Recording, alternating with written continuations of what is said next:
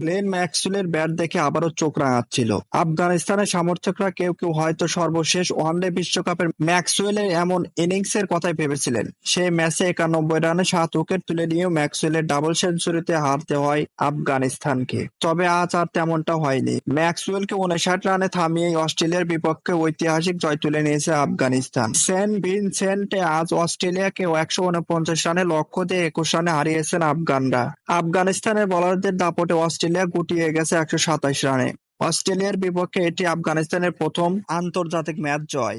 অস্ট্রেলিয়ার শক্তিশালী batting line আপকে ধসিয়ে দিয়েছেন মূলত গুলবদিন। 4 ওভারে 20 রান দিয়ে 4 উইকেট নিয়েছেন এই অলরাউন্ডার, যা টি-টোয়েন্টি বিশ্বকাপে অস্ট্রেলিয়ার বিপক্ষে দ্বিতীয় সেরা বোলিং ফিগার। তিনি আউট করেছেন Maxwell, Marcus Stoinis, Tim David ও প্যাট কামিন্সকে।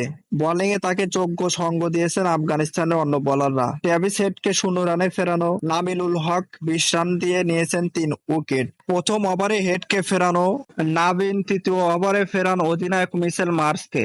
এরপর ইনিংসের ষষ্ঠ ওভারে ডেভিড ওয়ার্নারকে আউট করেন মোহাম্মদ নাবি। 32 রানে 3 উইকেট হারানোর পর 39 রানে জুটি গড়েছেন ম্যাক্সওয়েল ও স্টোইনিস। এরপরেই মূলত গুলবদিন ম্যাচের ভাগ্য বদলে দেন।